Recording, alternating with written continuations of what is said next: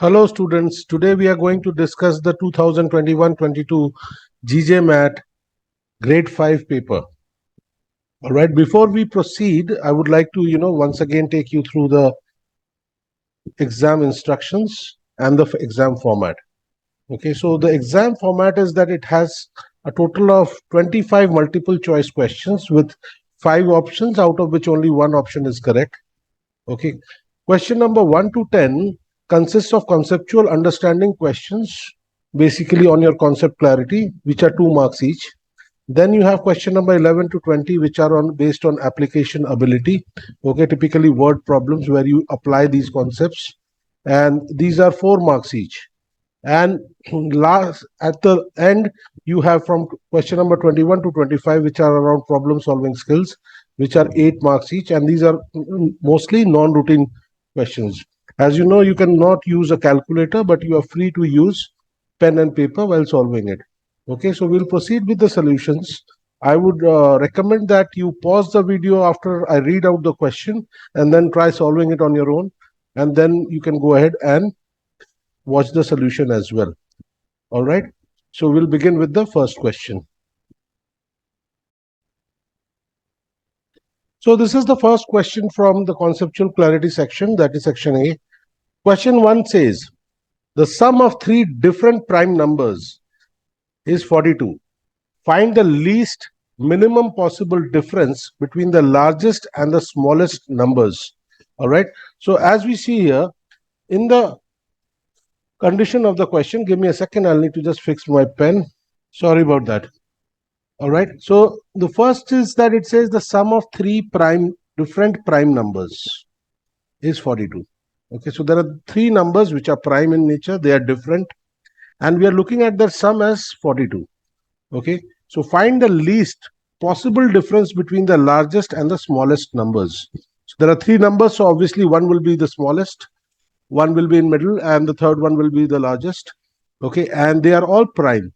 Now if you notice here, the sum here is an even number, which is 42. Okay, mostly prime numbers are odd numbers except for 2, which is the smallest prime number. That is the only prime number which is even. If you add 3 prime numbers which are odd, and none of them is 2, then you will always get an odd number, because odd plus odd is even, and then even plus another odd will give you an odd number. But here you have 42, which means one of the numbers is 2. All right, so the smallest number is 2, because 2 is the smallest prime number. Okay, let's say small, medium, and large. Okay, now when I sum all this up, we get 42. What does this mean? That the medium and large, these 2 prime numbers will add up to 40, right? That will be 42 minus this 2. Okay, so they will sum up to 40. Now if you break up 40, okay, you need to make sure that the largest number is as small as possible, because you are looking at the least possible difference between the largest and the smallest numbers. Now the smallest number you've already identified as 2. So the largest number needs to be smallest. It needs to be as close to 2 as possible, right? In that case, we need to take the medium and large in such a way that they are also closest. Then only, for example, if I ask you to split 10 into one small and one large number, okay, the smallest largest number is 6 and 4, because if you make the smaller number as more smaller, then the larger number will be bigger to make the sum as 10. So in this case, we can split up the 40 into 2 numbers. Okay, so if we take 2 odd numbers, let's say we take 19 and 21, out of which 21 is not prime because it's a multiple of 3 as well as 7. So if we take, then if we reduce this further and we make this as 17, okay, then this one becomes 23. In this case, both these numbers are prime. Okay, so these are the closest prime numbers, okay, which give a sum of 40. All right, so the largest number in that case will become 23, and the medium number will become 17. And they are looking at the difference, the least possible difference between the largest number and the smallest number. So the answer will be 23, which is the largest number, and minus 2, which is the smallest prime number. So your answer is 21, which is option B. I hope this one is clear. We'll move on to the next one. Question 2. Samir was doing a subtraction of 2-digit numbers of two two-digit numbers in his math exam. While copying the question for the larger number, which was the minuend, okay, that is the number from which you are subtracting, for the 7 correct digit in the unit ones place, he wrote 1 by mistake. Also for the smaller number, which is the subtrahend, the one which is being subtracted or is being taken away, he wrote 2 by mistake instead of 5 correct digit in the tens place. As a result, his answer, which was correctly calculated by him, as per the incorrect values, came to 37. What was the correct answer for the actual question? All right. So let's understand this. So in the subtraction, you have a minuend here. All right. The minuend, I'm denoting it by M. Okay. And it says that for the units place, he wrote 1 instead of, he wrote 1 by mistake instead of 7. Okay. So let's say this is the tens place and this is the ones place. Okay. Here he wrote 1 by mistake. The correct number would have been 7. And let's say the tens digit over here was A. All right. And then for the subtrahend, instead of 5, he wrote 2. So he wrote 2 here, but the correct digit was 5. Let's say there is B. And the answer came here when he subtracted, he got 37. All right. Now, if you understand this, from 1 minus B is 7, which means this one needs to be, how can you have 1 minus B as 7 when you have 11 minus 4? So B will be 4 in this case. Okay. So B will be 4. We found that. Because from 1, if you subtract something, you cannot get 7. So you'll need to borrow from A. So you get 11. 11 minus 4 will give you a 7. Right? So B will be 4. Okay. Similarly, now you are left with A minus 1. And from A minus 1, if you are subtracting 2, you are getting 3. Which means 3 plus 2 is A minus 1. Therefore, your A is 6. All right, we'll check this out. Okay, so A is 3 plus 2 plus 1, which is 6. So let's check this out. If we have a 61, okay, and minus if I do a 24, will I get a 37? Yes, we will get a 37. Correct? Now, if we have to find out the correct answer, then we'll have to change these values, right? So instead of 61, we'll write as 67. Okay, and instead of 24, we will write as 54. And if we subtract this, we'll get 13. And that's your answer. Okay, there is another way of doing this problem, is that you need to understand that here in the minuend, you put 1 instead of 7. So if you had 7, you would have got another plus 6. Correct? Because this is a subtraction. So if your minuend is only 6 less, then you will obviously get an answer which is 6 less. So when you do the correction, it will be plus 6. And similarly, when the one which you are taking away was 30 less, because if you had, the correct value was 50 something. Now here incorrectly he put as 20 something. All right, so he should have taken 50 something, which means that the answer would have been 30 less. So if I do a minus 30, the answer would be, so the correction would be minus 30. Therefore, the total correction will be minus 24. And if you take 37 and you add the correction, which is 24 here, minus 24, okay, you will get a 30. So this is another way of looking at it via the correction method as well.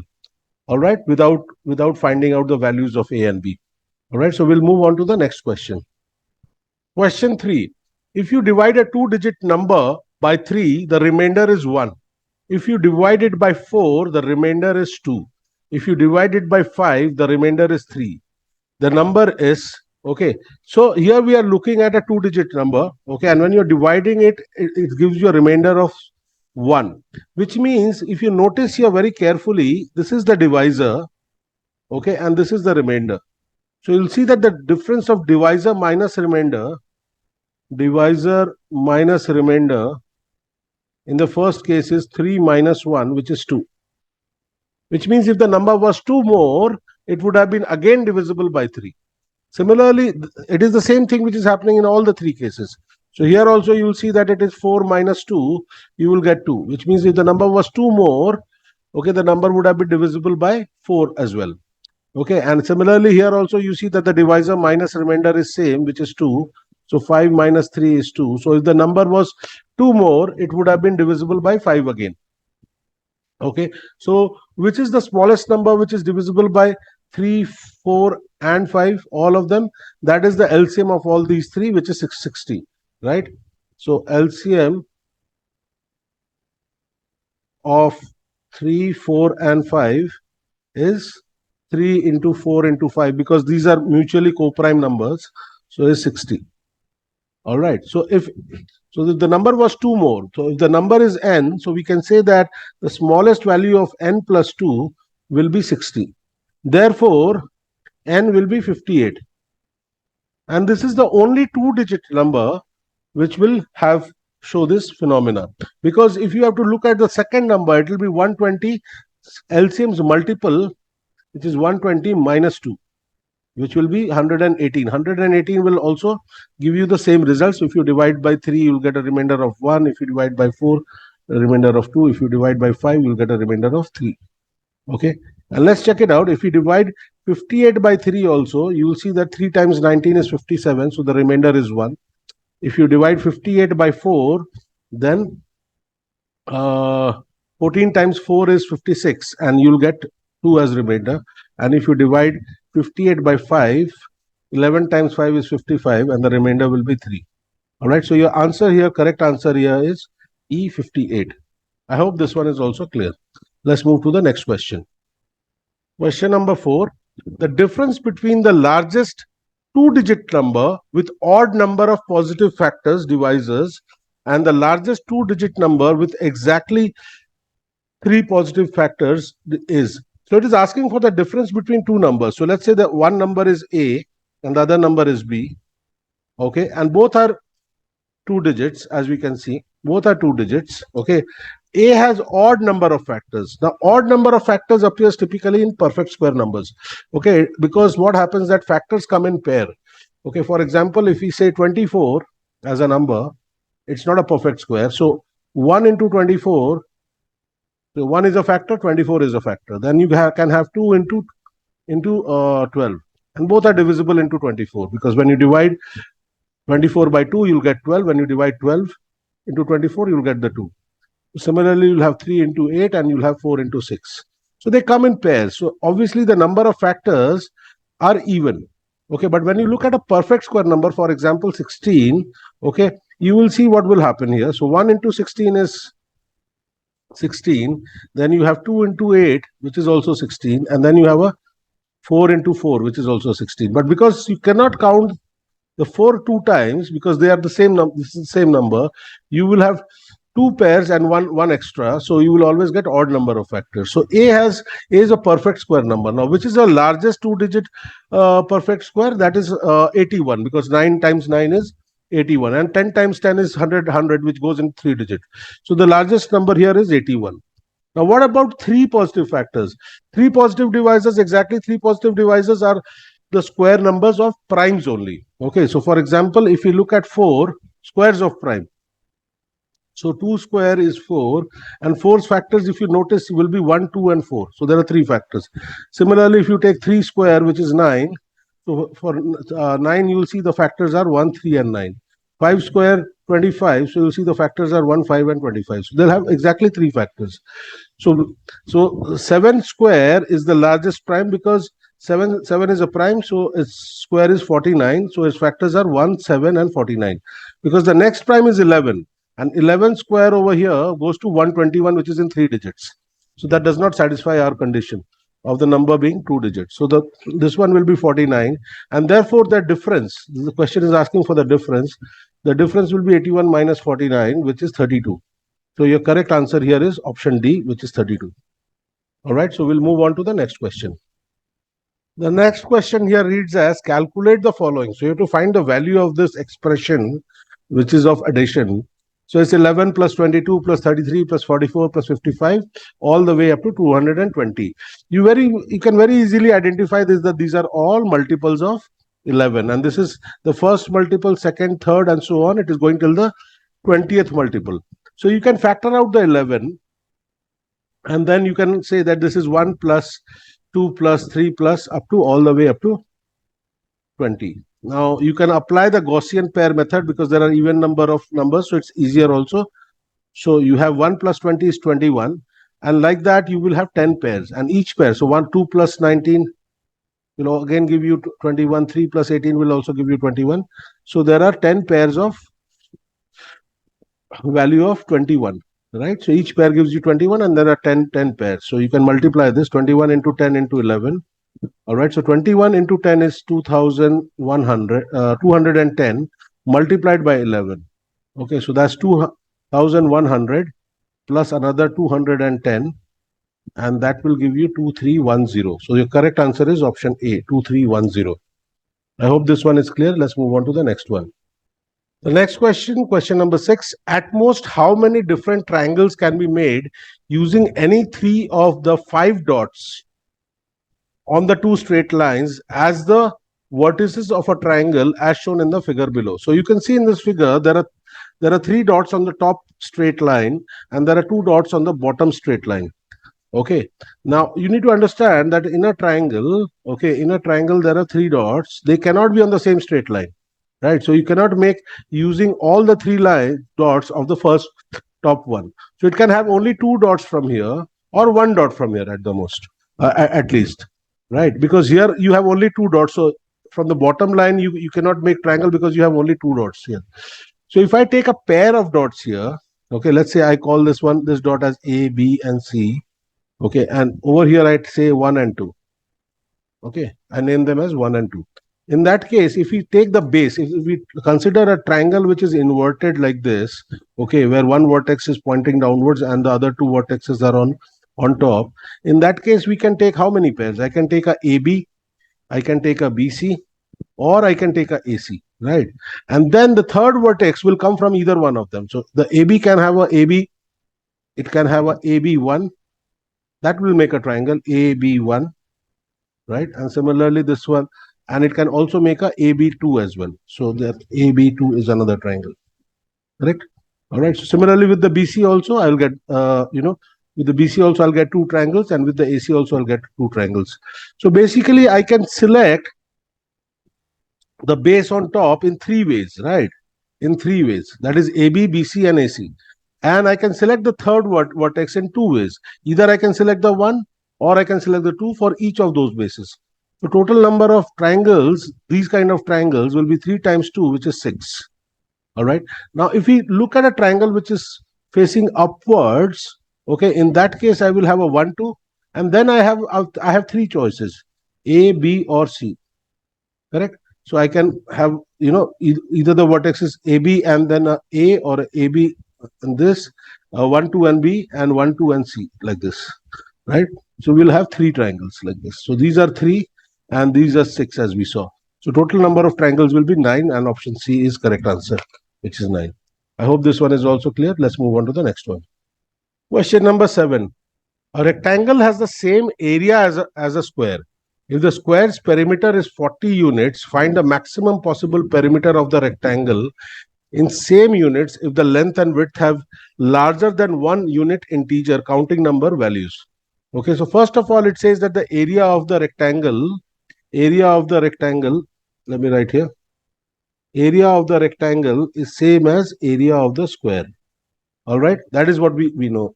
Then it says if the square's perimeter is 40 units. So the perimeter of the square is 40. What does this tell us? That the side of the square will be how much?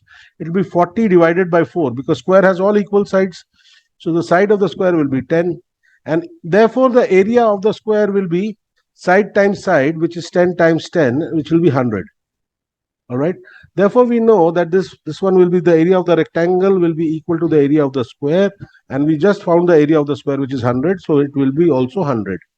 All right. Now, because they are of integer values, we need to find, because area of a rectangle is length times width. Correct? And our objective is to find the maximum perimeter of the rectangle. Okay, so length times width. So we know that length times width for the rectangle will be 100. All right. So what will we see here, that how we can get 100? If we, let's say the length is 100 and the width is 1 for the rectangle. The length and width are 100. So we get an area of 100. In that case, the perimeter here is sum of length plus width into 2. What is the perimeter? Perimeter of a rectangle is 2 times length plus width. In this case, what will we get as the perimeter? We'll get the perimeter as 100 plus 101 into 2, which is 202. All right. Let's see what is the effect as we, change the length and width. Now, another length and width, another option could be, this is one option. Another option could be that the area is 50 times 2. So again, the area is 100. And as you can see, the length and width total is 52. So there over here, it will become 52 times 2, which is 104. So you see it is reducing. Okay, but we have to find the maximum area. Again, we can take 25 into 4 also, and we'll get as 100. And in that case, what do we see here? That the perimeter will be 29 times 2, which is 58. So it is reducing drastically. Okay. If we do a 20 times 5, which is also 100, in that case, we'll get the 50 as the perimeter. But we have to find the maximum perimeter. But also it says there's one small condition over here. It says if length and width have larger than 1 unit integer value. So we cannot consider the first case. The first case we cannot consider over here because the width over here is 1. Right? But we can definitely consider this case. In that case, we saw that the perimeter of the rectangle is 104. So your correct option here is option D, which is 104. All right. So let's move on to the next question. Question 8. Some isosceles, two sides of same length triangles. Okay. Isosceles triangles are those triangles which have only two sides equal. Okay. Two of the side lengths are equal in a triangle. Then those triangles are called isosceles triangles. Have integer, again, natural number value sides in some unit, and the perimeter is 20 in same units for each of those triangles. How many different non-congruent triangles are there? Okay. So let's understand one thing. So let's understand the first concept. If there is a triangle, okay, and let's say their sides are ABC. A, B, and C. And there is another triangle which also has ABC as its sides. Okay, those triangles are exactly congruent because they have all the three sides equal. Okay, so their angles will be same. All the three angles will be same. Okay, all right. Now let's understand it from the question's perspective over here. So it is saying that the perimeter is 20 in some units. Okay, so let's say the two sides here are which are equal. The equal sides here are S. Okay, so side 1 is S, or let me call it A. Okay, and side 2, the equal side, is also A, and there is a side 3 which is of length B. Okay, there are three sides like this in the isosceles triangle. Now all of this, when we add it up, it becomes a perimeter which is 20, given as 20. All right, so first of all, let's understand that 20 is an even number. Okay, and when we take the total of A plus A, it will be 2 times A. So this is also an even number. All right. So even minus even, this 20 was even, therefore B will be also an even number. All right. Now the third side, the maximum the third side can be, because two side sum will be always greater than the third side. Therefore 2A will be always greater than half of 20. Okay, because if it is anything less, 2 times something is less than half of 10, let's say 2 times A is 8. I'm taking only even numbers here because we know 2A is even, so I cannot take a 9. If it is 8, then the third side becomes 12. In that case, we have a problem. Again, if we take 2 times A as 10 also, then the third side also becomes 10. But we know by triangle inequality theorem that A plus A will be greater than B, no matter how big B is. Correct. The sum of any two sides is always greater than the third side. Right. But 10 is equal to 10, so it would not also work. Right. So A plus A, 2A, should be greater than 10. And because it's an even number, the smallest value of 2A is 12. 2a will be either 12 or it will be 14 or it will be 16 or it can be 18. It cannot be 20. Why it cannot be 20? Because if 2a is 20, then b will become 0, right? Because the sum of all three is 20. It cannot be 20. So here we see that if 2a is 12, in that case b is 8. Okay, if 2a is 14, then b is 6. If 2a is 16, then b is 4. And if 2a is 18, then b is 2. All right. So here we see that easily that here will the sides will be, in the first case it will be 6, 6 and over here you have 6, 6 and 8. Okay, you will have in this case it's 14, then half of 14 is 7. It will be 7, 7 and 6, and half of 16 is 8, so you will have 8, 8 and 4, and half of 18 is 9, so it will be 9, 9 and 2. So these are the 4 isosceles triangles which are possible with a perimeter of 20. I hope this question is clear, and you cannot get an equilateral triangle also in this question, because 20 divided by 3 is a non-integer value, right? So you won't get an equilateral triangle also. That is just a point to be noted. Okay, but the question's answer is B, which is option B. All right, so let's move on to the next question. The average of 5 numbers is 80. Another 3 numbers are added, and the average of all 8 numbers become 83. What is the average of the additional 3 numbers which were added to the group? Okay. All right. So let's say there are 5 numbers. Okay. I will first explain to you using logic, and then we'll see how we can do it using formulas as well. So when we say that the average of 5 numbers is 80, we can say that if we distribute, although the numbers are different, some are more than 80, some might be 80, some might be less than 80, but when we add them up and we distribute them equally, each one of them will get 80. Now there are 3 more numbers which come in, let's say A6, A7 and A8. Okay, what happens? That the average increases. So this one gets plus 3, plus 3, plus 3, plus 3, plus 3, and all of them become 83 now. Now these guys are giving this 15 to them. Okay, and they are themselves also bringing 83. So they are bringing 83, and plus they are bringing this number, okay, which is 15. 15 divided by 3, they are bringing 5.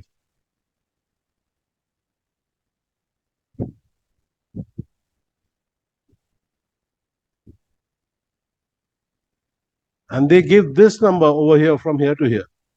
Okay, so they increase their value from 80 to 83. So they were basically, so I should have written this actually on top. Okay, so plus 5 is 88, plus 5 is 88, and plus 5 is 88. So their average is 88. So correct answer is option 8, E, 88. All right, so what is happening? They are bringing their 83, okay, because that's the average. So they are also bringing this 83, but they have to increase these guys' average as well from 80 to 83. So there are 5 of them.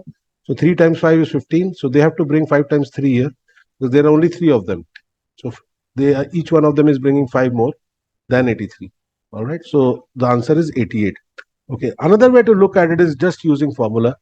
Okay, so you know that the average of 5 numbers is 80. So the sum will be 80 into 5, correct? All right, and let's say the average of these 3 guys is n. Okay, so or a. So the new sum will be plus a into 3. Okay, and this divided by 8 is equal to 83. All right, now we can solve this, and we'll get 400 plus 3a is equal to 83 times a. 8 into 3 is 24, 2. So we'll get 664. Therefore, we'll get 3a is equal to 664 minus 400, which will give us 264. And therefore, A will be equal to 264 divided by 3, and which gives us 88. So this is the traditional way of doing it. But just to give you an understanding, okay, this can be done. This can be done in a visual way also, in your head also, right? Okay. Okay. We'll move on to the next question. Question number 10. How many 3-digit even numbers can be formed using the digits 0, 1, 2, 3, and 4 without repeating any of these digits within the same number? So it's asking us first to find out how many 3-digit even numbers. Okay, so they have to be 3-digit, they have to be even as well. Okay, can be formed using the digits 0. So we cannot use any digit, we need to use digits 0, 1, 2, 3, and 4 without repeating any of these digits within the same number. All right, so we'll have to consider here, because we have a 0 here, these questions are a little tricky. Okay, we know that because the numbers are even, so let's say there are 3 places, hundreds, tens, and ones or unit place. Okay. Okay, and the digits we can use are 0, 1, 2, 3, and 4. So first we'll consider that we know for the number to be an even number, the last digits can be only these, right? Either 0 or a 2 or a 4. I mean the ones place digit. But the zeros case has to be dealt separately, because 0 cannot come in the hundreds place. And because there is a condition here, without repeating any of these digits, okay, we need to consider the 2 and 4 we will have similar cases. So in the ones place, if we, let's say we put 2 or 4, so we have how many choices? We have 2 choices here, either 2 or 4. Okay, so let's say we put the 2 here. When we put the 2 here, in the hundreds place, we can only use either 1, 3, or 4. We cannot use the 0 because it's the leading digit of the number, right? So we can only use 1, 3, or 4 if we are selecting a 2 here, right? So there are 3 choices for each of these choices, correct? There are 3 choices. And similarly, when we select 4, we'll have 1, 2, or 3. So for each one of them, we have 3 choices. For each one of these 2 choices, we have 3 choices here. But once we have plugged in a number, let's say we have plugged in the 1 here, okay, for example, okay, or if we have taken 2, we have plugged in a 4 here, whichever number we have plugged in here, then we have another 3 numbers to choose from, because now 2 numbers are already put in and there are 5 altogether. In the middle digit, there is no restriction for 0. So there are 3 digits left. We cannot use these 2 digits which are there already, because repetition of digits is not allowed. So we'll have 3 choices. All right. So we see here that 3 times 3 times 2, overall with the 2 or 4 as a ones place digit, we will get 3 times 3 is 9, 9 times 2 is 18. We'll get 18 numbers. All right. This is case 1. This is case 1, where 2 or 4 are in the ones place digit. Okay. Now the case 2 is a little different, as you'll see as we move forward, where let's say the ones place digit is, the ones place digit here is a 0. So let's put in a 0 over here. So we have only one choice here, correct? We have already put in the 0 because there's only one choice. Okay, now there are 4 digits left, and because they are non-zero, we can use any one of them in the hundreds place. So let's say 100, tens, and let me put it here. So 4 choices here. Now we are left with, we have used 2 digits here, 0 and another one in the hundreds place. So we are left with 3 choices. So we'll have 3 choices here. So 4 times 3 is 12. So overall, the number of numbers you can make would be 18 plus 12, which is 30. And that will be your answer. So 30 is option number C here, and that is the correct answer. I hope this one is clear. All right, so we'll move on to the application section now. All right, so the next question, which is the first question of application ability section, is about, it's an age problem basically. 3 years ago, Michael was 4 times as old as his brother. Okay, so it's obvious that Michael is elder than his brother, and in 3 years from now, he will be twice as old as his brother. What is Michael's age now? Okay, so we'll try to do this in 2 different ways. Okay, first thing is that let's understand one thing, that if we take the timeline here on the number line, and let's say this is now. Okay, n denotes for now. Okay, so 3 years ago would be n minus 3. Correct, 3 years ago. At the same time, 3 years from now will be n plus 3. right? So we see here that the gap here between these two timelines, here it is 3 years ago, 3 years ago, and here it is 3 years in the future. So overall it is 6, which is 3 plus 3. Right? So the difference of these two statements is 6 years. So let's understand this. So let's say this is Michael's brother's age. So brother's age is let's say 1 block. So we are talking about n minus 3 year, that is 3 years ago. Okay. So Michael at that time would be 4 blocks. Why? Because it's 4 times, right? So this one will be Michael's age at that time. Okay, now 6 years hence. Okay, so if we add plus 6 years here, we come down to n plus 3. That is 3 years from now. That is in future, right? So what will happen? Brother will have 6 years more added to his age. So brother will be the same 1 block plus 6.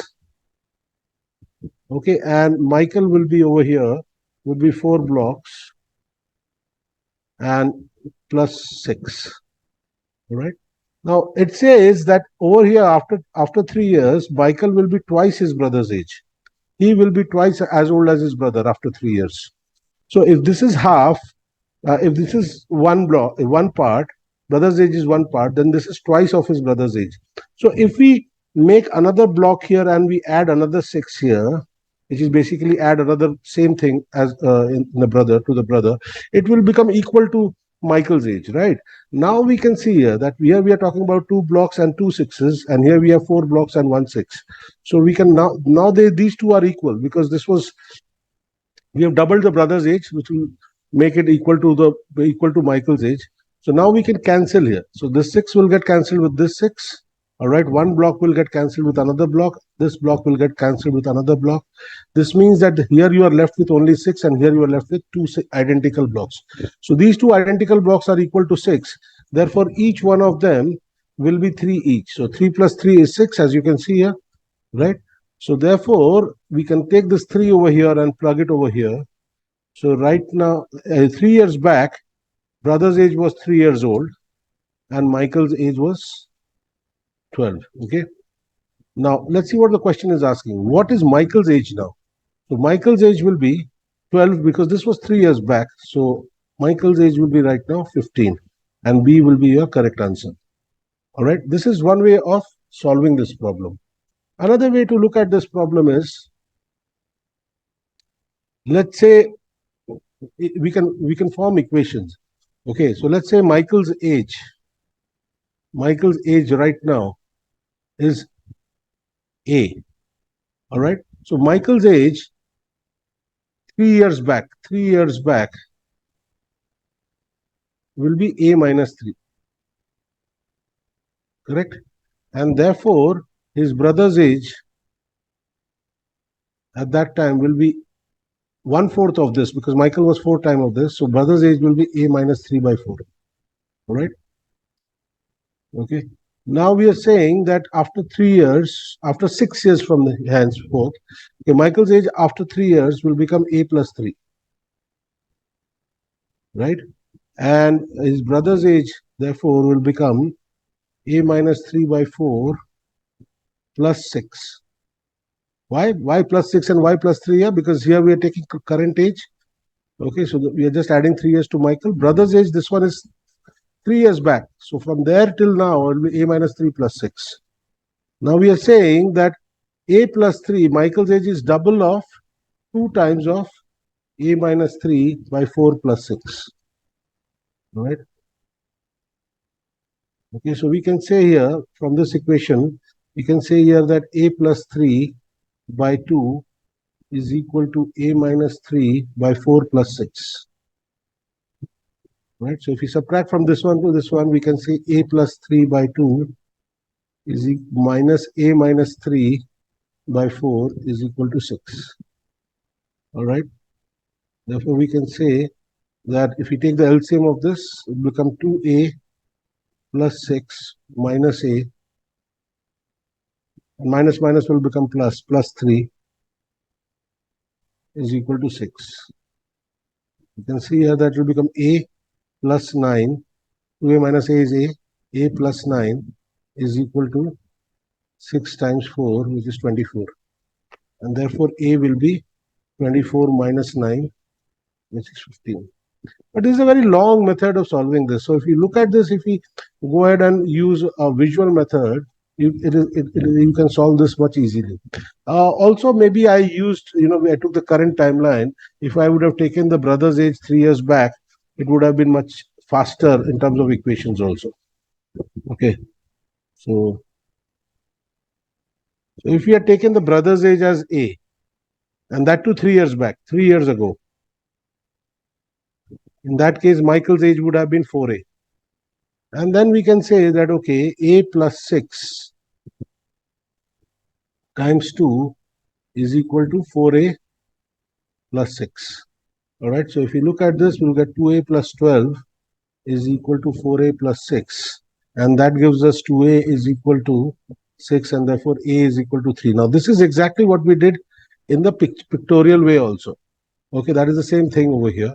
So A is 3. Therefore, Michael's age 3 years ago would be 4 times 3, which is 12. And therefore, Michael's age right now would be 12 plus 3, which is 15. And this is another way of looking at this problem. All right, so you can take any variable at any timeline and then you can work around it. Okay, but you have to make sure that the relations are correct and as per the timelines. All right, so we'll move on to the next question. A sweet shop was packing a given number of sweets, and if they made packets of 7, then 5 sweets were left. And if they made packets of 11, then no sweets were left. At most, how many sweets were they were trying to pack if the number of sweets were less than 1000? Okay, while it looks like it's an excess and shortage problem, it is not. It is basically of a remainder problem. Okay, because you need to understand that the number of packets will also change in this case. Okay, the number of packets with 7, packing 7 in one box and 11 in one box, the number of packets might also change. All right, so we'll see. One second, give me a second. All right. So first we'll see, we also notice here that if we pack with 11 sweets in each packet, then no sweets are left, which means that the total number of sweets is a multiple of 11. Correct. Now we need to look at which multiple of 7 with a remainder of 5 is completely divisible by 11. So 7 times 1 plus 5 is 12. This is not a multiple of 12, right? 7 times 2 plus 5 gives us a 19. This is also not a multiple of 11. 7 times 3 plus 5 we get is a 26. This is also not a multiple of 7. 7 times 4 plus 5. You see, you are basically increasing by 7s here. So next one will be 33. So 33, as we know, that is a multiple of 7, right? So 33 is the number of sweets. If you pack by 7 sweets in each, you'll get 4 boxes and 5 sweets will be left. If you pack in 11 sweets in each box, there'll be 3 boxes only, right? But it says at most how many sweets they were trying to pack if the number of sweets were less than 1000. Now this phenomena will repeat at every multiple of LCM of 7 and 11 plus 33. For example, this one is happening at 7 and 11's 0th multiple, which is 0 plus 33. And the next one, 7 and 11's multiple is 77 plus 33, you get 110. Okay, at 110 also, if you do, you'll get 10 boxes. And if you divide this by 7, you'll get a remainder of 5. Okay, so we need to now look at which is the highest multiple of 77 plus 33, which is less than 1000. So 77 times 13 if we do, okay, that is 7 into 11 into 13. Now, many of you might know that this is 1001. So if we add 33 to this, it is of course more than 1000. So what we need to look at is that maybe we can do a 77 into 12 and plus a 33, right? And that when you calculate, it comes to 12 times 70 is 840 plus 84 plus 33. Right, so 840 plus 84 is 924 plus 33 will give you 957, and that's your answer, which is option E, 957. I hope this one is clear. Let's move on to the next question. Question number 13. 4 erasers cost more than 3 pencils, but 1 pencil is costlier than 1 eraser. How come? Okay, we'll come to that later on. the price of each eraser or each pencil are in integer value of rupees. Okay, so it's a counting number. It's not like 3 rupees 50 paisa or 3 rupees 25 paisa. It's 3 rupees or 4 rupees, like that. It's an integer value. If Akash buys some erasers and pencils worth exactly 43 rupees, at most how many total items, pencils plus erasers, he can buy? All right. So let's understand there's a lot of logic to be used in this. First of all, we notice here that 4 erasers are more than cost more than 3 pencils, but a pencil is costlier than an eraser. Okay, so if he had purchased 3 erasers, then it would have been less expensive than 3 pencils. Why? Because the pencils are costly. But because he's buying one more, that is the reason why it costs more. Okay, so that is one logic you need to understand. Secondly, you need to understand that in order to buy maximum, at most, maximum number of pencils and erasers, okay, the prices of pencil and eraser have to be at the least possible. I mean, it should be as less as possible. Okay, as less as possible. Also, maybe he needs to buy more of erasers than pencils. Correct, because erasers are less expensive, so he'll be able to buy more items if he buys more erasers than pencils. Okay, so keeping all these facts in mind, let's look at some costs. Okay, so let's say the pencil costs or the eraser costs 1 rupee. Because these are integer values, okay, the pencil at least will cost 2 rupees. Which means that if we look at 4 erasers, okay, 4 erasers will cost me 4 rupees and 4 pencils will cost me 8 rupees. Sorry, 3 pencils will cost me 6 rupees. My mistake. 3 pencils here will cost me 6 rupees. But you can see here that the cost of 4 erasers is less than the cost of 3 pencils, which is not satisfying the condition. Let's look at the second value of eraser. So let's say the value of eraser is 2 rupees and pencil, at least in that case, will be 3 rupees because pencil is more expensive. So 2 times 4 is 8 here and 3 times 3 is 9 here. We still see that the erasers, 4 erasers are costing less than 3 pencils. What about 3? If I plug in 3 here and 4 here, all right, so 4 erasers will cost me 12 and this one will also cost me 12. So they are equal, but still it is not more, correct? What about 4 and 5? So if the eraser is costing 4 rupees, in that case, the 4 eraser will cost 16 rupees and 3 erasers will cost 15 rupees. So this is the least possible value of eraser and pencil basis which all the conditions are satisfying, right? So the pencil is 1 rupee more expensive than the eraser and 4 erasers is 16 rupees and 3 pencils are 15 rupees. So the 4 erasers are more expensive than the pencils. Okay, so these are the minimum costs and we'll go ahead with this cost because we are looking at most items. Now again, our logic would be that we will try to maximize the erasers. Okay, but we see here 43 is not a multiple of 4, so we cannot have all of them as erasers. Correct. Therefore, maybe some of them have to be pencils. Okay, so if we put one pencil and replace it with one pencil, so 43 minus 5 gives me 38. So I put already one pencil and the remaining amount spent is 38 rupees on erasers, but 38 is not a multiple of 4, so this won't work. So we'll see 43 minus 10. So we use now 2 pencils. Pencils cost is 5 rupees. So this one will give me 33. Now this one is also not a multiple of 4. Okay, 43 minus 15 and we get 28. All right.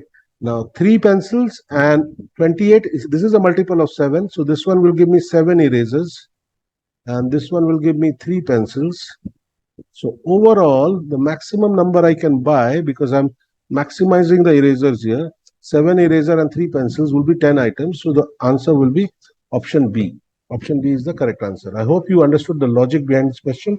This was more about logic in this question. All right, so we'll move on to the next question. Question 14. A gardener gets some trees to plant them around the boundary of a circular park. If he plants each adjacent tree at a gap of 5 meters, he is left with 2 trees. But if he plants those at a gap of 4 meters, then he needs 3 more trees. All right. How many trees did he get with himself? Okay, so let's understand. Okay, so let me explain to you. Let's say there are 4 trees only. All right. So the gaps here, the total circumference here, the gaps are also 4. 1, 2, 3, and 4. This is the last tree. If this is the first tree, then this is the last tree. So the last tree here to first tree, also if you add it up, it becomes the whole circumference of the circular this thing. So there are 4 intervals, right? So here we see that if he plants, so let's say there are n trees, okay? Let's say there are n trees, okay, which he has already with him, okay? So if he's doing that, then he's not able to,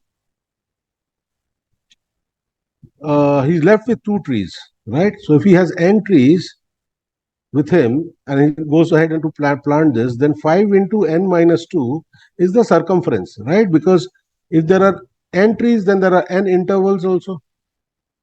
And each interval is 5 meters. So the total circumference will become 5 into n minus 2. Because if there are n minus 2 trees which is planted, okay, there will be n minus 2 intervals as well. So this will be equal to, now we have to equate this. When he put 4 meters, then he needs 3 more trees, correct? So if he puts 3 more trees, that means that the total circumference will be 4 into n plus 3. All right. Now we have to equate these two, okay? Because the total circumference is same in both the cases. So it will be 5n minus 10 is equal to 4n plus 12. And that gives us n is equal to 22. And therefore, he has 22 trees, which is option C. Let's move on to the next question. Question number 15. The price of bananas is 22 rupees a dozen, bunch of 12 bananas. So dozen is 12, okay, as you all might know. If one buys by dozens only, but loose bananas, so sometimes you get bananas by the dozen, you buy by dozens and you get it for 22 rupees. But loose bananas, let's say you want to buy anything less than 12, okay, or you buy some dozens and then you buy not a multiple of 12, but whatever is remainder, okay, but loose bananas are sold at a higher rate per banana. So it is the rate of per banana is higher. Okay, Mr. Reddy was able to buy a maximum of 27 bananas for exactly rupees 50. At most, how many more bananas he could have bought if he spent rupees 90 instead? So he bought a maximum of 27 bananas for rupees 50. Okay, so if he has rupees 50 and the dozen banana rate is 22 rupees a dozen, you can see that he can buy 2 dozens, right? So 2 dozens bananas would cost you 22 times 2, which is 44 rupees. And 2 dozen banana is 24 bananas, correct? 24 bananas would cost you this thing. But he was able to buy 27 bananas. So the remaining 3 bananas, that is 27 minus 24, 24 because he's already purchased. The 3 bananas he bought for 50 minus 44, which is 6 rupees. So 1 banana, loose bananas price is 6 rupees divided by 3, which is 2 rupees. Right? So you can very easily see that loose bananas are expensive because 2 into if you do 12, which is for a dozen, it is 24 rupees. But with a dozen banana, there is a discount of 2 rupees. You can see that the rate per banana is a little less than 2 rupees, right? Because 22, if you divide by 12, it is less than 2 you'll get, correct? So 1 banana is for 2 rupees. Now the question says, at most, how many bananas he could have bought if he spent 90 instead? So what we are going to do is that we are going to first buy by dozens. So 22 divided by 90 divided by 22, you will get 4, right? Because 22 times 4 is 88. Okay, the quotient is 4, correct? So he can buy 4 dozens. And 4 dozens will be equal to 48 bananas, right? And then he'll be left with 2 rupees because 22 times 4 is 88 rupees. He'll be left with 2 rupees. 90 minus 88 is 2 rupees. For the 2 rupees, he'll be able to buy 1 banana, 1 more banana, additional banana. So the total number of banana will be 49 bananas. Okay. Now the question is saying, so you have to be careful. My answer is not here in the option. At most, how many more bananas he could have bought? So initially, he bought 27 bananas, correct? Now he can buy 49 bananas if he spends 90 rupees. So how many more bananas he can buy? That will be 49 minus 27, which is 22. So he can buy 22 more bananas. So your option is option A, which is 22. All right, so let's move on to the next question. Question 16. Little Mike had 18 more toy cars than his younger brother Sam. Then Mike gave 2/5 of his toy cars to Sam, and as a result, now Sam had two more toys than Mike. How many toy cars did the brothers have altogether? First of all, you need to understand here that Mike gave 2/5 of his toy cars. So obviously, he'll not break a toy and give it, right? He'll give whole toys. So therefore, the number of toys which Mike will have will be a multiple of 5. So let's say Mike had 5 T toys. Okay, 5 times something, some number T. And therefore, his younger brother Sam had 18 less toys than Mike. So it will be 5T minus 18. Okay. Now what is Mike giving to Sam? 2/5 of his toy car. So 2/5 of 5T will be 2T. So Mike will be then later on left with 5T minus 2T, which is 3T toys. Right? And Sam will get the same number of 2T toys. So Sam will be 5T minus 18 plus 2T. And that gives us, will be equal to 7T minus 18. Now Sam has 2 more toys than Mike. Correct? So 7T minus 18 is equal to 3T plus 2 because Sam has more number of toys. Solving this, we'll get 4T is equal to 20, and that gives us T is equal to 5. Right? And that gives us that Mike will have 5 times 5, which is 25 toys. Okay, and Sam will have 25 minus 18, which is 7 toys. So overall, the number of toys they had would be 32. Right? We can check this out also. So if Mike had 25 toys and if he gives 2/5 of 25 is 10, he'll be left with 15 toys.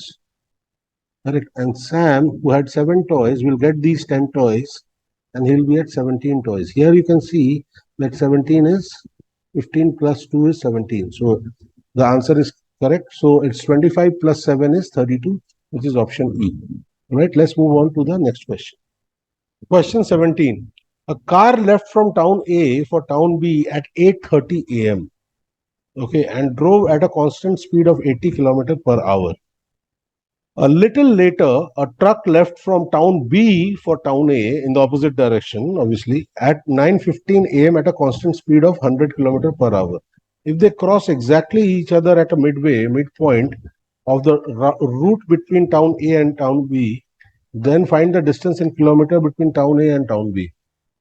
All right. So let's understand this problem here. Okay, so let's say this is the route between town A and town B. Okay, here you have town A, and at the other end you have town B. All right. So the car starts at 8:30 a.m. at a speed of 80 km/h. Okay, and the truck from here, the truck starts at 100 km per hour at 9:15. All right, and they meet exactly at the midpoint. Let's say this point is C. Okay, they meet exactly at the midpoint. Midpoint means the distance from C to town A and from C to town B are equal. All right. Now here we see that at 9:15 a.m. when the truck starts, the car would have driven for 45 minutes because 9:15 minus 8:30 a.m. is 45 minutes. In 45, if in 1 hour it goes 60 kilometers, then in 45 minutes it will travel 3/4 of the distance of 80 kilometer. It will be 60 kilometer. At 9:15 here, the car is here at 60 kilometer. All right. Okay. Now let's understand the ratio of their speeds is 80 is to 100. Okay. So speeds of car to speed of truck is 80 is to 100, which is 4 is to 5. from 9:15 till the time they meet, let's say at time tm, when they meet, 9:15 to tm, the duration is same now, because now the start time is also same at from this point. Let's call this point as D. Okay, from D to C and from town B to C. Okay, the time taken is exactly the same, so the distance traveled will be also the same, because speed multiplied by the same time will give you the same distance ratio, right? So let's call this part here as 4D. In that case, this part over here from D to C is 4D, so this part will be 5D. All right. Now we also know that from town A to C is equal to town B to C. That means that 5D is equal to 4D plus the 60 kilometers, correct? All right. And that gives us that D is equal to 60 kilometers. And therefore, 4D will be 240 kilometers, which is 60 times 4, and 5D will be 60 times 5, which is 300 kilometers. And therefore, the total distance between the two towns will be 300 kilometers plus 240 plus 60, or 300 times 2, which is 600 kilometers. So the total distance will be 600 kilometers. And that's your answer, which is option B. I hope this one is also clear. We'll move on to the next one. All right. So John and Pete, question 18. John and Pete take up a painting job of a building. If they paint together, it takes 20 days to complete it. If John paints alone for 24 days and leaves, and then Pete takes another 12 days to complete the rest of the painting job alone, how many days will John have to paint alone to complete the job if instead Pete had worked for 24 days and left? Okay. So let's assume that obviously their speeds are going to be different. Okay, because as you see, if they work 20 days, so 20 days of John's work plus 20 days of Pete's work is the total painting job. But here, 24 days of John's work and 12 days of Pete's job is total overall 36 days it's taking, correct? Okay, so somebody is working fast and somebody is working slow. So their speeds are different. All right, so let's say John paints J amount overall, okay, in one day. All right. And Pete works P amount of work in one day. Right. So because they work 20 days together and they complete the job, the total job, okay, the total work will denote the total work as W. W will be 20 days, because this is one day, so 20J plus 20P. All right. And the second case, we see here that if John works 24 days alone and Pete takes another 12 days to work. So in that case, the work is again the same work is getting completed by 24 days of working of John. So 24J plus 12P. Correct? So these two are equal. As you can see, this is also the complete work. This is also the complete work. So we can equate them with each other.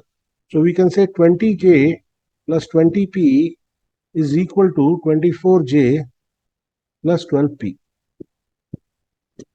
Here we'll see that 8P, when we move this one on this side and this one on this side, is equal to 4J. And therefore we see that J is equal to 2P. All right. So John's speed is twice of P from this equation. Correct. Now the question says that if Pete works 24 days, if Pete works 24P, then how many days will John take? So let's say John takes. Okay, let's calculate the total work also in terms of John. Okay, so 12P here therefore will become J is equal to 2P. So 12P will become J by 2. So if I put J by 2 here, it will become 30J. The total work is 30J, if you notice. Okay, because 20P will be equal to 10J. 10J into 2, you will get 2P, correct? So 30J. Now we are saying 24P plus NP NJ is equal to the whole work, which is 30J, right? 24P will be equal to 12J.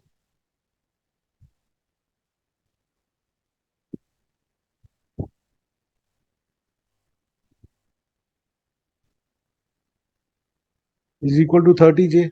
Therefore, NJ will be equal to 18J. Therefore, John will have to work 18 days. Your answer will be option D. All right, so we'll move on to the next question. Question 19. A farm has some geese and cows only. The number of legs of geese is 40 more than the number of legs of the cows.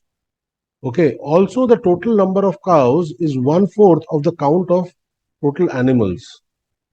How many total animals are there at the farm? Okay, so this is the question. All right. First of all, let's say if the legs of cows, so geese legs minus 40 is equal to cow's legs. All right. Okay. We try to make some equations around this. Okay. Or we can also look at some relationships here. Okay. So if we look at the geese legs here, let's say when the geese legs, this is over here is cow legs and this is over here is geese legs. So geese legs are 40 more. Okay. Geese legs are 40 more. Now these 40 legs are coming from how many geese? So geese have 2 legs each and cows have 4 legs each. So 40 legs are coming from 20 geese, correct? These are 20 geese here. All right. Now their legs are equal. If the legs are equal, okay, in that case, the cows will be half of the geese, correct? Because why it will be half? Because cows have double the number of legs, correct? Double the number of legs. So if the legs are equal, for example, let's say there is one cow and there are 2 geese. You see that their legs are going to be equal, 4 legs and 4 legs, correct? So the cow, as you can see, will be half of the geese legs. Okay. So here we know that if the cows are 1 block, in that case the geese are going to be 2 blocks for equal number of legs. Okay, but geese are another plus 20. So there are these many geese are there, correct? Now this is 1/4 of the cows are 1/4 of the total animals. Okay, so cow is 1 block, then the total animals are 4 blocks. All right, but understand in this 1 block is cow itself, right? 1 block is cow itself in total animals. So therefore, the remaining 3 are geese. So the geese are 3 times of the cows. So this is 3 times of the cows, which means that if I make 3 blocks of cows, these 2 will be equal. If these 2 are equal, then we know each block is 20. So the cows are, in that case, are going to be 20. The geese are going to be 20 plus 20 plus 20, which is 60. All right. So this is going to be cows and this is going to be geese, which means that overall you'll notice that, let's say in cow legs, the cow legs here will be 40 cow legs and geese legs will be 120 geese legs. You will see here, sorry, cow legs will be 80 cow legs, my mistake, because cows have 4 legs each. You can see here that the geese legs are 40 more, and also you will see that cows are 1/4 of the total animals, because the total animals are 80. 20 plus 60 is 80, right? So cows are 20 upon 80, which is 1/4. So therefore, the question is asking here what? The question is how many total animals are there in the farm? So the total animals in the farm is 80. So your correct answer over here is option C. Okay. This could have been done using equations also. Okay. So let's say the cows are C. Number of cows is C. In that case, total animals will be 4C. And therefore, the geese will be, in that case, geese will be equal to 4C minus C, which is 3C, right? Now, these legs from here will be double of 3c, which is 6c, and cow's legs will be c times 4, which is 4c. So you can say 6c minus 4c is equal to 40 because the difference of their legs is 40, correct? Geese have 40 more legs than the cow legs, right? So you have 2c as 40, and therefore you can say that c is equal to 20. And therefore the total number of animals, cows, is going to be c, which is 20. And the geese are 3c here, right? So the geese are going to be 60. Therefore, total animals is 4c. In fact, we need not calculate it separately because total animal we already saw that it is 4c. So it will be 4 times 20, which is 80. Okay. Or you can do here 60 plus 20 is also 80. I hope this one is clear. Let's move on to the next question. Students of grade 4 voted for their favorite pizza, and the result was converted into a pictograph as shown below. At least how many more children voted for the vegetarian pizza options, cheese and margarita, than the non-vegetarian pizza options of pepperoni and barbecue chicken? Okay. So the tricky part in this question is that you do not have anything which says that, these slices which are there in the pictograph, how many of them represent what students. But if you see the smallest slice over here is a quarter of a pizza. So if you take that as one student, you cannot take half student, right? This is the smallest one. And all the rest are multiples of this. So if this is 1, this is 3, correct? So here we can see that how many for cheese, we can see there are 4 students here. The 1 quarter is 1, so this will be 4. So these are all 4, 4, 4, and 3. So you get 12 plus 3, 15 students. Right? What about margarita? It will be 4 plus 4 plus 3. That is 11 students. Correct? So overall for the veg, you got 15 plus 11, which is equal to 26. Now let's look at the non-veg pizzas. Okay. So non-veg pizzas are pepperoni and barbecue chicken. So you have 4 here, 4 here, and 1 here. So that's 9. Okay. What about barbecue chicken? It is 4 here and 1 here. That's 5. Total non-vegetarian will be 9 plus 5, which is 14. Now, why we are taking it the least? Because you need to understand that as you increase these numbers, if for a quarter, if you take 5, okay, then, these will be multiples of these, right? So this minus this, the difference will be also larger. Okay. So we have 14. So, or we can say, okay, if we consider 1 as, instead of 1, let's say we consider as n. Okay, so here we can say there are 14n, and here we can say in that case there are 26n. Okay, so 26n minus 14n is equal to 12n. All right. Now, if it is 12n, is the minimum is the difference of the student who voted for vegetarian pizza as compared to the non-vegetarian pizza, right? So n's minimum value you can put as 1 because you cannot have half a student, right? Okay, because these pizzas represent students. You cannot have half a student here because if you put this as half, this one will become 2.5. 2.5 votes cannot be there, correct? So it's 12 times 1. So you have 12 overall. The answer will be option A, which is A, 12. All right, let's move on to the next one. In a make your own flag coloring competition, the below flag template is given to every student. Okay, you can see that there is a student, there is a flag template which has got 3 horizontal sections. Okay, the rectangular flag template has 3 horizontal sections as shown below. Students may fill up to 3 different colors, not necessary to use all 3, but can use lesser number of colors also, and can choose from red, green, yellow, and blue. They can use the same color for different sections, but they need to color one section with one color only, and all sections have to be colored. Okay. At the end, it was noticed that no 2 students made the same kind of flag. At most, how many students participated in the competition? So this is basically a problem where there is combination involved and pigeonhole principle also involved. Okay. So the colors, as we can see, they can choose from red, green, yellow, and blue. So there are 4 colors.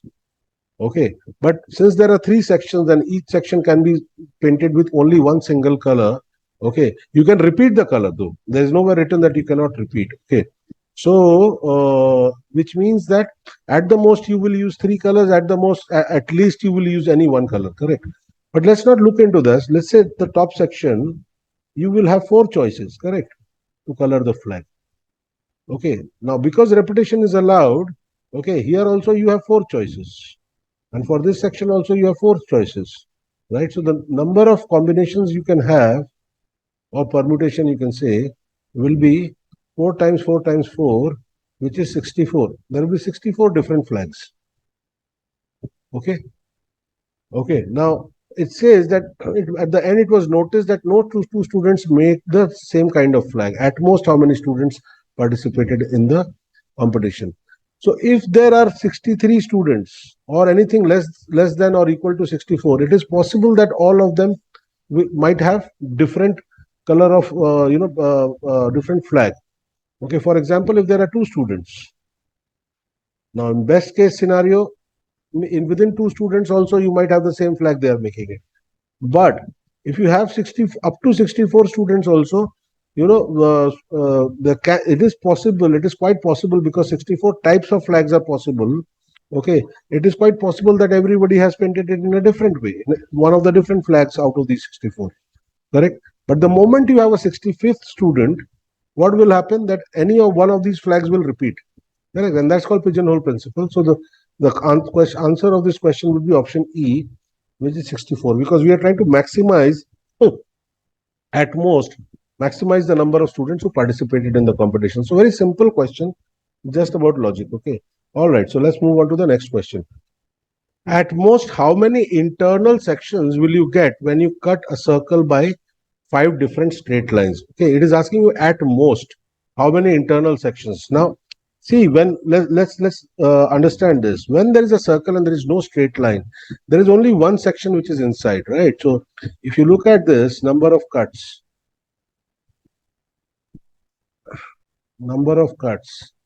and maximum sections, correct? All right, so let's look at this. If I have one cut, so let's go back and think about this. So when I have 0 cuts, I already have one section, which is the entire inside of the circle, right? Now I have, when I cut it once, okay, what happens here? Now I get 2 sections. Okay. Whichever way I cut it, I'll get 2 sections, right? So I have one cut here, okay, and then with this one, I get one additional section, right? So now I have 2 sections, as you can see, there are 2 sections, right? All right. Now let's understand this.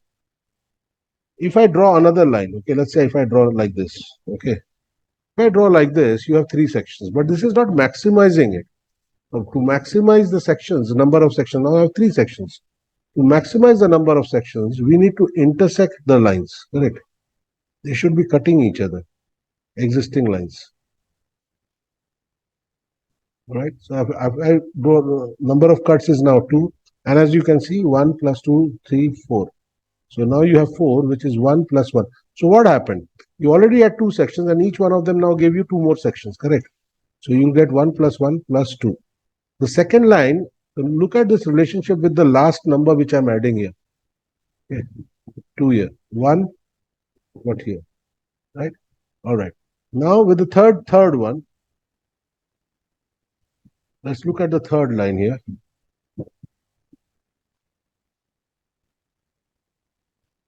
What I'm trying to do here is that I'm trying to cut the existing 2 lines with the third line, all right, to maximize the number of sections. So if you notice here now, the number of sections here is going to be 1, 2, 3, 4, 5, 6, and 7, right? Which is basically another 3 sections. Okay, so this one is equal to 1, this one is equal to 2, this one is equal to 4, and this one is equal to 7. Right? 1 plus 1 plus 2 plus 3 is 7. Right? So you see there is a trend. So if there is a third line, then there are 3 more sections added. So like that, when we when we cut with 5 different lines, you will have 1 plus 1 plus 2 plus 3 plus 4 plus 5. Okay, and this is equal to 16. Right, because 1 to 5 sum is 15 plus 1 16. So basically for n cuts, you will have 1 plus 2 plus 3 plus up to n, or maximum number of sections which you will get. Okay, and for this there is a formula also, which is n multiplied by n plus 1 by 2, where you can add up all the natural numbers from 1 to n.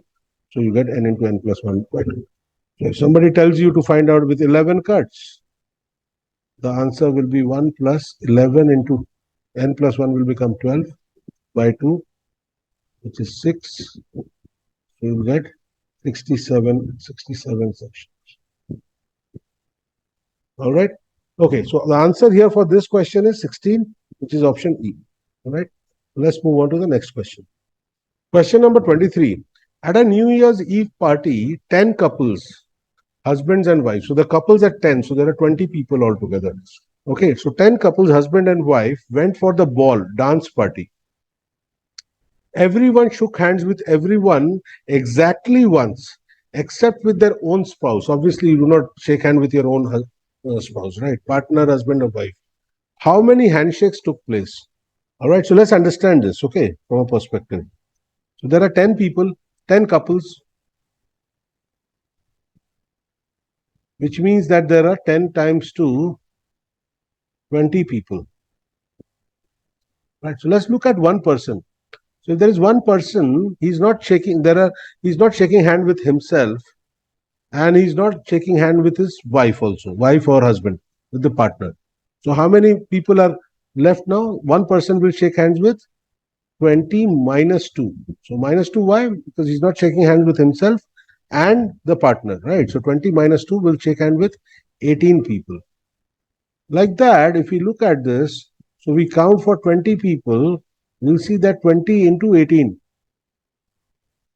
If we count for everybody, the handshake will be 20 into 18. But as it says that there's only one handshake between each other, understand, we are double counting here. So for example, A shook hand with E.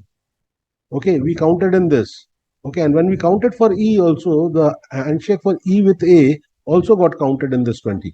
For this 20 into 18. So we have to divide this by 2, which means the total, the answer will be 20 times 9, which is 180. And your option is option D, 180. All right, so let's move on to the next question. The cat wants to catch the chicken and wants to use the shortest path along the grid to reach the chicken and avoid meeting the dog on the way. How many different ways are there? All right, so the dog might, attack the cat if he's going there. Okay, so let's look at this and try and solve this. Okay, so the cat starts at this corner, extreme corner, so there can be only one way of going here. Now here, if you have to go here, okay, 1 second. It also talks about shortest path. So if he's coming in this direction, which means the path he needs to take would be downwards and leftwards. Okay, downwards and leftwards only. If you're going right, you have to cover this back, so it won't be a shortest path, so it'll be a waste of a time also. Okay, and distance as well. Okay, so let's understand this. Okay, so if the cat starts here in one way, okay, and then at this point it can reach only by coming down, which is one way again. These all points will be one way itself. Here also one way. Now this point the cat can reach from here or from here, right? So you can go left and then down, or it can go down and then left. All right, so this one will be 1 plus 1, which is 2 ways. All right, similarly over here it will be one way only. Okay, and this point over here will be 3 ways. Okay, similarly here in 2 ways he's reaching here, in 1 way he's reaching here. To reach this point he can come from here or he can come from here, right? So this one will be 1 plus 2, which is 3. Keep on adding like this. This one will be 4. 1 plus 3. All right, Now this point over here is going to be 3 plus 3, which is 6 ways. Right? So let's say he's reached this point at 6 ways. And over here also, he's coming from here. Now here it is 0. Why? Because he's not going from this side. This side he's not going at all. Okay. So he cannot cross here and come from here. So this is 0 basically. So 4 plus 0, this one will be 4 again. All right. Now let's look at this point. Okay. Before that, let's plug in. You have to plug in all the points. So this one is 1 way. Okay. And this one is 6 ways. This one is also again 1 way only. All right. So 1 plus 6 is going to be 7.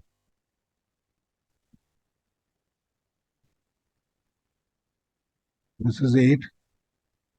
And this is 1. So all these will be 1 on top, all these on the right will be 1. So this is 8 ways. All right. Now here is again 0. So from here is coming in 7 ways only. 0 plus 7 going to be 7. 7 plus 8, it will be 15 ways here. Now what about this one? Over here, 7 ways and 4 ways, it will be 11 ways here. Okay, and then 11 and 15 should be 26. Right, so the answer should be B, 26.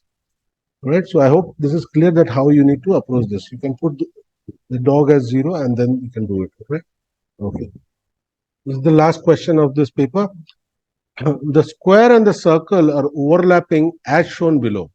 Where one of the vertex of the square is at the center of the circle, if the difference of the areas of the shaded region is 420 square units and the perimeter of the square is 56 units, find the area of the whole figure as shown below, found by these two overlapping figures, shapes. All right, so let's understand this a little bit.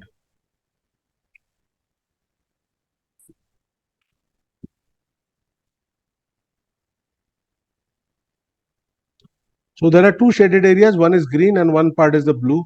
So green minus blue is given, the difference of the area is 420. Let's keep this in mind. Okay, another thing it says that the perimeter of the square is 56. Okay, and the square's one vertex is at the center. Oh.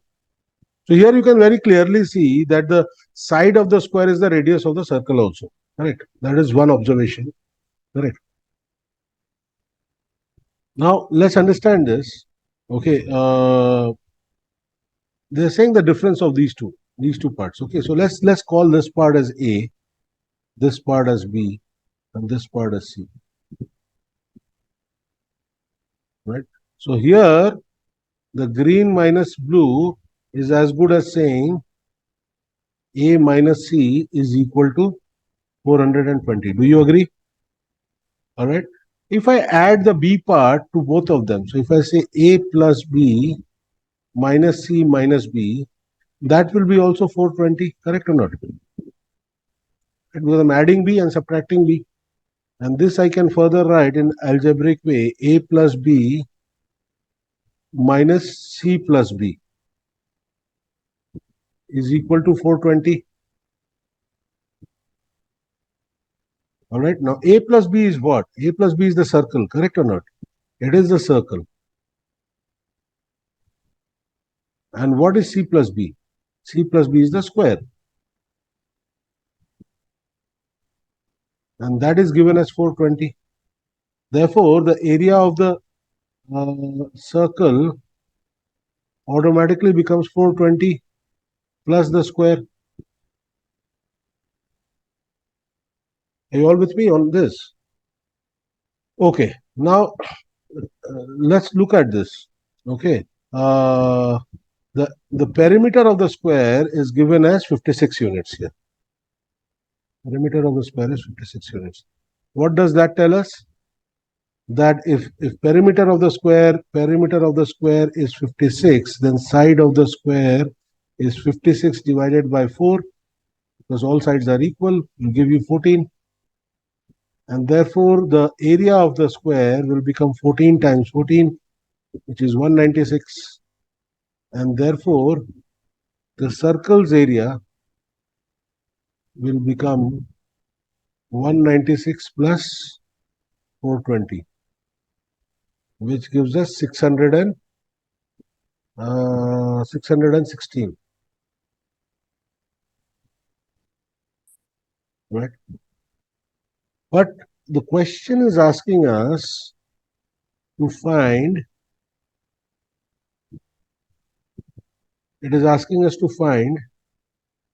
the area of this shape. Now let's understand this, that B, the part B over here, which is white, which is not shaded, it is 1/4 of the circle. We can see this, that is a quarter of a circle, correct? So the area of B part will be 616 divided by 4, which will be 154. All right. So now, in order to find the shaded area, let's understand this, the entire figure, it is A plus B plus C.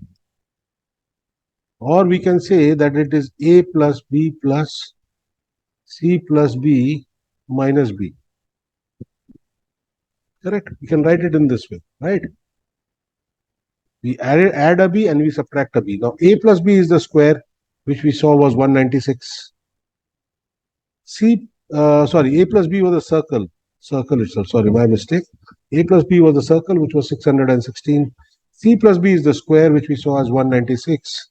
And B, as we saw, is 154. Right? So this one will be 616. And plus, if we subtract this, plus 42. You get 42. Right? So this one should be 658. The answer option E is 658 is the correct answer. I hope you understood this problem. All right. So thank you very much for watching the solutions of grade 5.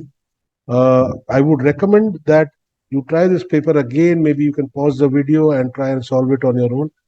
No two solutions have to be same. Okay, you can use your own method as long as your logic is correct and you're following the correct concepts.